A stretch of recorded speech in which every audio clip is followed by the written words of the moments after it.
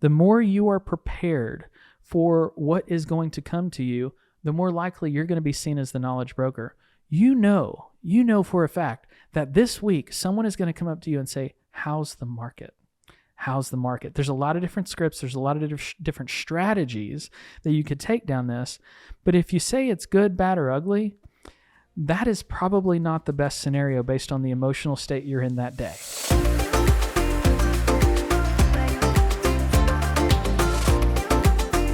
Welcome back to the Doug Edrington podcast. Thank you for deciding to join me today to consume my thoughts, my content, my opinions on the real estate industry.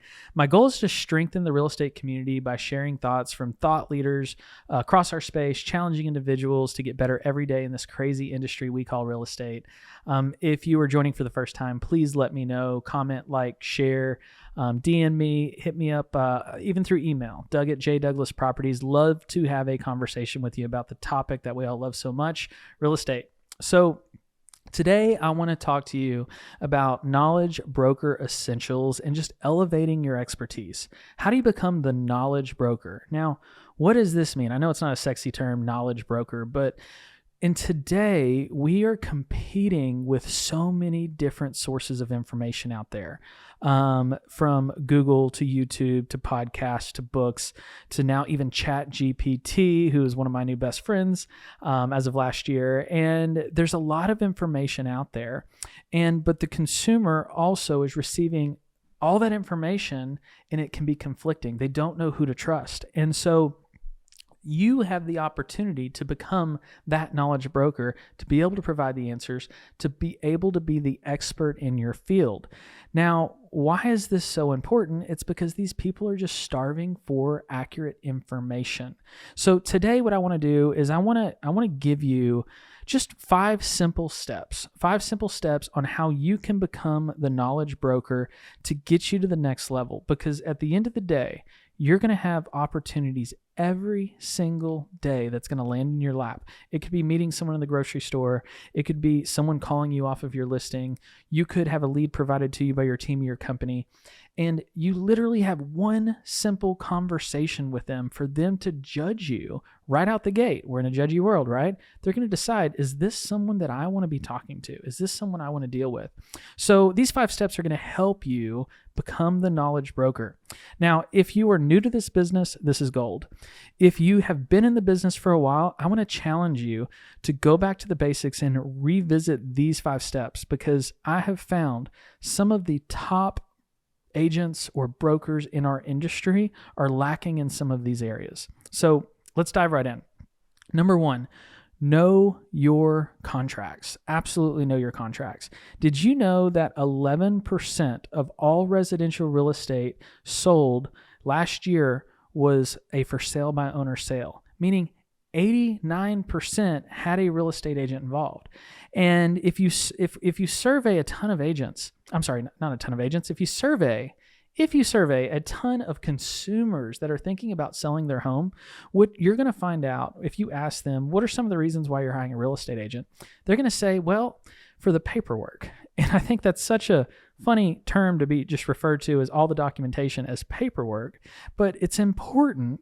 It's important that you recognize that one of the things that the consumer is looking for is they need expertise help when it comes to contracts and all the disclosures and all the disclaimers and everything that's going to protect them.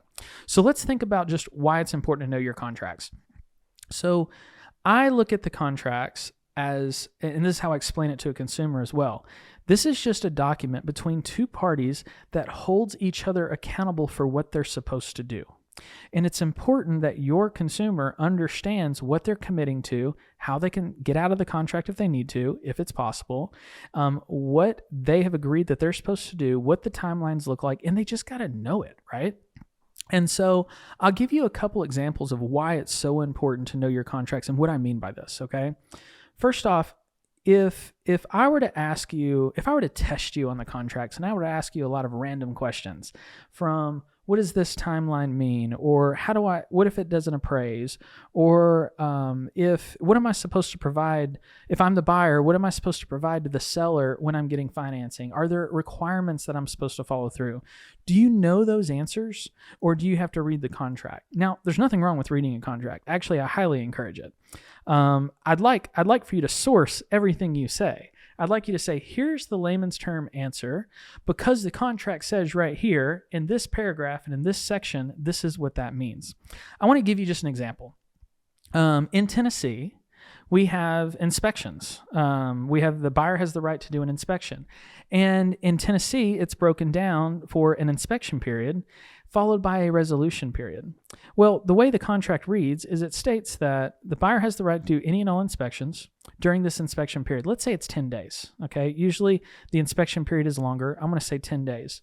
And during those 10 days, the buyer has the right to then ask for the seller to potentially make any repairs if needed. The moment that they ask for that, it steps into what we call the resolution period. And it doesn't matter if they did that on day 3, day 7, or day 10. As soon as they make that request, the inspection period's over and the resolution period starts.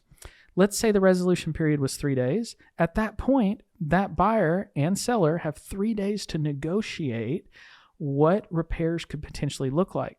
Then the contract goes on to say, if there's not a resolution made within that 3-day period, the contract is officially terminated and the buyer is returned their earnest money. Now, I know I'm getting technical, but the goal here is know your contracts. Now, let me tell you what I've seen happen that has gone awry because agents didn't understand the contracts, is they assumed the resolution period was included in the inspection period, or they had it opposite. You know, there's another scenario here that is really a dangerous trap that some people fall into, is where if you don't come to a resolution within those 3 days, for example, that contract is terminated. Like I said, I have been on the other side of the table where the other party did not recognize that it's terminated. They assumed that the buyer accepted the house as is, and they move forward. You do not want to have to tell your buyer or seller that the deal fell apart because you didn't understand the contract. So just know your contracts inside and out. That's just an example. Now, number 2, I told you I was going to give you 5 points. Number 2, to be the knowledge broker. Study your scripts. Study your scripts. Now, if you aren't operating from scripts, I kind of want to reach to the camera and smack you on the back of the head, because the worst time to think about what you need to say is in the exact moment you need to say it. That's a quote stolen from Phil Jones, because he wrote the book called Exactly What to Say, which I would highly recommend you should study that book, because we all know as salespeople, we're going to run across certain objections. We're going to be asked certain questions. The more you are prepared for what is going to come to you, the more likely you're going to be seen as the knowledge broker. You know for a fact that this week someone is going to come up to you and say, how's the market? How's the market? There's a lot of different scripts. There's a lot of different strategies that you could take down this. But if you say it's good, bad, or ugly, that is probably not the best scenario based on the emotional state you're in that day. I would challenge you to think through, what is the best response I'm going to have for the question that's going to come to me that you know you're going to be asked. A knowledge broker has this prepared. They've studied it. They know exactly what's going to happen. So I want to absolutely challenge you. Know your scripts inside and out. Also know that when you are on the phone talking to people, you're going to run across objections, right? You're going to say, hey, let's go look at this house. And they're going to challenge you with something. There are only so many objections that someone can throw at you. So have you practiced each one of those objections? It comes down to role playing. Spend lots of time role playing. Within my team, we have the opportunity to record the majority of our inbound phone calls, and we use them as training constantly. And as much as I hate to admit it was years ago when we just started recording phone calls, and oh my gosh, we learned so much. I actually got to listen to a phone call where an agent took a phone call. It was a simple call. They wanted to see a house, and they put them on hold, and I think they meant to mute them, but they didn't mute them, and they were literally in the McDonald's drive-thru wrapping up their Big Mac order. And when the agent came back on the phone, they started talking to that agent again, and then they got the window and had to pay and get their order, and it just sounded absolutely horrible. And all I could think was, is this person is winging it. They're not following their scripts. That's a problem. You can see the anxiety and stress I have there. But you're going to receive so many different scenarios. I'll give you an example. Zillow is a great partner of ours. Zillow and I have gone way back from the day that they began, and we've got a great relationship with them. They send us the majority of leads in the Chattanooga marketplace, and we have to convert them to a high level. And we know that the only goal we have on the phone with a Zillow lead is to set the appointment. And so if a consumer reaches out through Zillow, we know exactly what to say. We're going to politely greet the client or the customer on the phone. We're going to identify the property that they're looking at. We're going to offer them a choice question of, would you like to see it today or would tomorrow be better? Then we're going to follow it up with, are there any other homes that you'd like to see? And then after that, we're going to confirm with them that Zillow wants them to have a great experience, and so do we. Are there any other questions that they have before we get off the phone? And generally they say, no, this sounds great. And we hang up and we're off the phone. Now, that sounds pretty simple, sounds pretty straightforward. If you recorded your inbound calls and you listened to yourself, are you that succinct? Are you that calculated on how you handle the phone call? I bet if you go back and listen to some of your calls, you're going to find out that, wow, I really started rambling. I started talking about the house. They already know about the house. They saw it on Zillow. I didn't need to go down that path. Sometimes you can talk them into an opportunity and then talk them right out of an opportunity because you weren't focused on what you needed to say. So I challenge you to not only study your scripts, but even document what you're doing after you wrap up with the meeting. Or if you have the opportunity legally to record the phone call and go back and listen to hear what you're saying. This will make you the knowledge broker if you just are prepared exactly what to say when the opportunity comes. That's number 2. Number 3, the hot list is your friend. So what I'm talking about here, I'm sure most of you know if you're listening to this podcast, is that your local MLS provides you with a hot list. And the hot list is everything new that comes to the market. Now, I have found in Chattanooga, a lot of agents get into this business and they're not even from Chattanooga. There's nothing wrong with that at all. I commend you for diving into the real estate space that you don't know anything about yet in the industry from a geographical standpoint. And so to make you the knowledge broker as quickly as possible, I would actually study the hot sheet to learn not just what homes match up with buyers that I have today, but actually look at every new listing that comes in or a large portion of them and start to just identify, like not just about the properties and what's hitting the MLS, which is very good to know, but also identify what expired, what was withdrawn, what went under contract. Are there price changes and how are homes being priced? Are there trends amongst agents? I think this is a big miss that a lot of newer agents miss sometimes is they don't pay attention to who's listing homes. There's nothing worse, talking about being the knowledge broker, there's nothing worse than meeting a potential client and they bring up a competitor of yours. And if that competitor is brought up, oftentimes they're kind of a big deal in your market. Like they do a lot of business is what I mean by a big deal. And if you don't know who that agent is, so our team, we're number 1 by units. There's another team that's number 1 by volume. And then there's another agent and team out there that has the highest price point. I got to witness an opportunity one time with one of my agents. They had a client in the office and this number 1 by highest price point in our town, her name was dropped in the conversation. And they said, well, you know, we talked to this agent and this agent said X, Y, and Z. And the newer agent that was in that conversation said, I'm not familiar with that agent. And the consumer paused and leaned back. And it was obvious that the consumer started challenging everything in their mind of how long has this person been in the business? How do they not know who this agent is? I'm shocked and appalled that they don't know who this is. Am I working with the right person?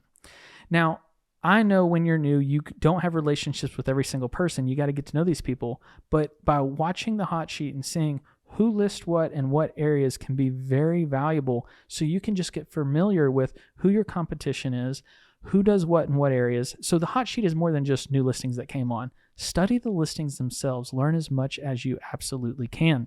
This will give you a huge advantage and give you a sense of authority too, by the way, because that's what the consumer's looking for. They want to hire the person that's going to help them get to the finish line as quickly as possible. We know relationships do matter in this business, so understand that. Number 4, stay relevant to the current events as it applies to real estate. I'm not a fan of the news, and I hope you aren't either. No matter what news outlet you're watching, I would recommend don't just watch the news for the sake of watching the news, but I would actually Google often, like real estate in this market. For us, real estate in Chattanooga, Chattanooga housing, Chattanooga real estate. Even on a national level, if you just Google real estate and you skim through the articles that you see on Google, you're going to get an idea of what's happening. Sometimes us agents, we have our blinders on, and it's not that I want you to get caught up in the nonsense and the politics and all that good stuff. What I want you to know is, what is the consumer reading? What is the consumer consuming that's going to keep you relevant to what's going on? One of the tools that I like to really use, besides just Googling, is an app that I recently came across. It's called Mortgage News Daily. It's just an app. And what it does is every day I open it up and it tells me what are the 30-year and what are the 15-year conventional interest rates today. That doesn't mean that that's what every lender is going to be able to provide as an interest rate, because we all know there's a lot of different details that make up that interest rate for that specific consumer. But it tells me the trend. Are they going up or are they going down? And every day they give a news report explaining why the rates went up or down. I think that that's a very good tool to have. I had a conversation with a seller the other day, a developer we're working with, and on the phone he said, "Hey, by the way, what's interest rates at today?" An old version of me would have said, well, it depends on the buyer, and it depends on their credit score, and it depends on their debt to income, and it depends on the loan product they're going to do. Reflecting back on that, that's not what that consumer needed to hear from me right now. They already know it depends. They wanted a hard, fast number. And I said, well, based on today, and I even sourced it. I follow Mortgage News Daily. I also follow up with our preferred lender that we go to fact check them when times are necessary. But today, rates have actually dropped a quarter of a point, and this was actually happened that day. Rates have dropped almost a quarter of a point, and we're at like 6.62 today for a 30-year conventional, and we're at 6.1 for a 15-year conventional. That consumer was very pleased with my answer because they were looking for the knowledge broker. They wanted to know that I had answers for them. So simple things like this can help you get to the next level. Figure out what your source of information is so you can stay relevant to the current events as it applies to real estate. Number 5, last one I have for you. To be the knowledge broker, you must build relationships. We've all heard it's hard to go far alone, right? If you want to go fast, go alone, but it's hard to go far alone. And so who is your team, whether you're on a team or you're within a brokerage, who is your team and how can they add value to you? Also think about, when I say team, think about the vendors that you have partnerships with in your business. You all have a photographer. You all probably lean on a home inspector. You probably all lean on a mortgage broker. You probably all lean on a insurance agent, maybe a handyman, maybe a landscaping person. I had a really good conversation with our go-to photographer the other day, and I just asked. I was curious because he knows if there's new listings coming on the market. Now he keeps the information confidential because he doesn't just shoot for me. Shoots for a lot of other great agents in the marketplace. But I asked him, I said, hey, it's end of the year, and how many shoots did you have this week, and how does that compare to other weeks? He said, actually, we're pretty slow. I didn't have any shoots today. That's going to help make you the knowledge broker when you're having a conversation with the consumer of, are there new listings coming on the market or are there not? Of course, I can lean on the hot sheet, but if I give multiple sources, the consumer will start to see you as, wow, this is more than just he looked at data. He has relationships. He understands. Same thing for our home inspector. I'll ask my home inspector and I compare all the time. We're comparing to see, hey, how's your business? Here's where we're at. Here's where you're at. Is business up or is business down? Are you seeing deals fall apart or are you seeing them stay together? All this information is really valuable. So have those relationships. Also internally with other agents. when you see, let's go back to the hot sheet for a second. Let's say you're scrolling through the hot sheet and you see all of a sudden there's a ton of new listings on Addie Lane. The same agent has them all listed. This is a new development. I would challenge you to reach out to that agent. You may not know that agent, but reach out to that agent and ask them and say, hey, I see you've got a new development. Do you mind sharing information about it? Tell me about it. Is there an opportunity for me to be able to sell one of these properties to one of my consumers in a unique way that I don't know about? Is there a buy down program for rates? Are you offering any special incentives? Is there any benefit to closing by a certain date? Because a lot of builders do things like this. Just making that connection and having a relationship is good, but then also knowing about the new development, because it never fails. Someone's going to ask you about it. And I find everything that I read, it seems like someone asked me about it. And they're like, hey, what do you know about this? And I'm like, actually, I had a conversation with the agent who's managing that development, and here's what I know and here's what's going on. That puts me as an authoritative figure and makes me the knowledge broker. This is going to elevate your expertise. So this is just my top 5 tips. I hope this is helpful for you. Please comment below. Let me know, what other tips do you think makes someone a knowledge broker, so we can all continue to help the community out. And always reach out to me if you have any questions. I'd love to take this conversation to the next level. Thank you for listening to the Doug Edrington podcast. Can't wait to see you next time.